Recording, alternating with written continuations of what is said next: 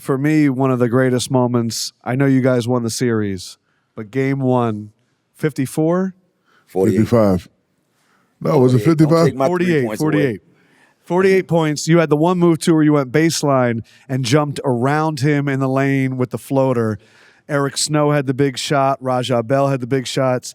That, I know y'all won, but you hadn't lost at all. That felt like a championship, that game one, man. No, it didn't.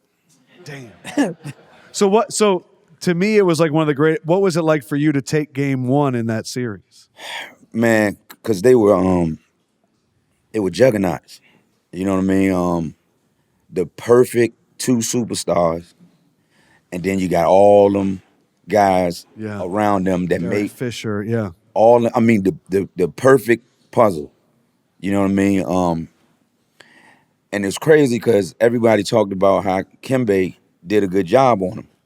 But he averaged, what, Reggie? 35 I think and it was 15? like 35 and 15. Yeah, and I'm like, everybody keeps saying, man, Dikembe did a good job on Shaq. I'm like, what game was y'all watching? And that's my man. Like, what game was y'all watching? Like, I'm telling you, Kobe did some things to help them get over the hump. He didn't have no explosive series. And if we could have did anything with Shaq, anything, like, just say probably 25 and 10, we might have had a chance. But, I mean, when I tell you, dominated that series. Dominated. Yeah. You know what I mean? That would have been a hard series for me, and let me tell you why.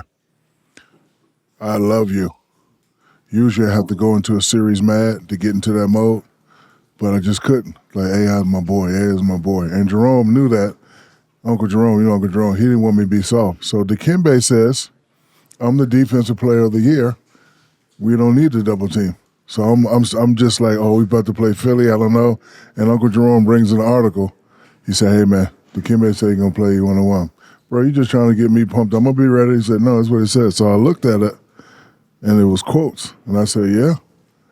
And then we watching TV that night, and he said, I'm Dikembe Mutombo. I'm the defensive player of the year. So now I'm pissed. So now the first play of the game, I get it. And this standing behind me, I'm like, oh, they're not going to double me? And then Dikembe made the mistake of 7'4", going to 6'11", and he put his face right behind my shoulder. I try to knock his teeth out of his mouth every Raised time. up on him, threw the ball. I mean, just won't even a dunk. It just, man, look here. When he would physically impose himself on people, did you feel bad watching like Todd McCullough or Dikembe taking one right to the face? Yeah, I felt bad. Hell yeah. I felt bad for them, and I felt bad for me for losing. You know what I mean? Like, just couldn't nobody, like, you know, I love the centers today. I love the way the game is elevating. I love, you know, the skill set of a lot of centers. But I'm talking about the word dominant is Shaq. The word dominant it belongs to him. You know what I mean? Like, you could not do nothing. What word belongs to you, would you say? Dominant. Dominant, yeah. I call myself Baby Shaq. Really? How did you? I wanted to dominate like Shaq, like Shaquille O'Neal. Where did you get that from? Because when from the day one to the day you left, even though you're small in size, you always came in the lane. I mean, one time I blocked your shot and you kept coming in, and then I kept getting in foul trouble. I'm like, this ain't stopping. So like, I throw that thing to the ceiling. Yeah, you did. But my question is like, where'd you get that mental fortitude to say? Football player. Where I'm from, I remember Stephen A. said something a while back. He was like, after all the stuff that he been through in his life, the game is easy when you make it from where I'm from. It's just a game. I was telling Reggie, my man, keep bringing him up because he's my basketball head. Like, we always just talk basketball.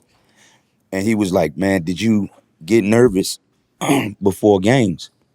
And I was like, hell yeah. Like, I got nervous if I played one-on-one. I got nervous pickup, preseason game, regular season game. So every game is the same to me. I'm gonna play the same way regardless if it's the first game of the season or we're in the finals. I'm gonna play the same way.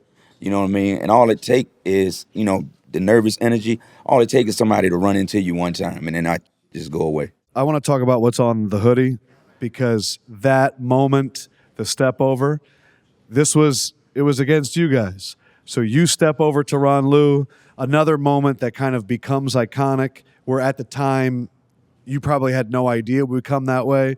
I'm curious what it was like from your perspective, and then you facing him in that moment where like you appreciate greatness.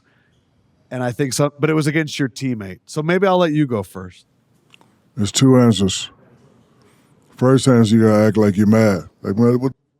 But then when I got to the bench, Jerome was behind me. I was like, damn, you see what that just did to Tyler? I had the towel over. I was like, Jerome, you see what that this is Tyler? God damn, that cold. And then when the camera pan back around, you gotta be like, but I was there. Man, you're I saw it. Dude, man. Man, look. All right. And now he's going to go down as one of the since greatest. you know the coaches. picture, Yeah. the picture. Since you know the play, right? Did you see anything out of the ordinary that he did on that play? Thinking back, You no. weren't watching it too good. Was he fouling you? He was holding my hand. He was holding my hand on that play. See, because I think of the whole story going up was here was young Tyronn Lue. He got the same braids. He was trying to be the Iverson stopper. Like it seemed like he was trying to create this image to be the guy that stopped you. And so I thought that was the buildup. He told me, he said, Shaq and Kobe was on him because he looked up to me when he was in college. And they was saying, basically, you gonna let him bust your, Yeah. you know what I mean? Pause. Damn.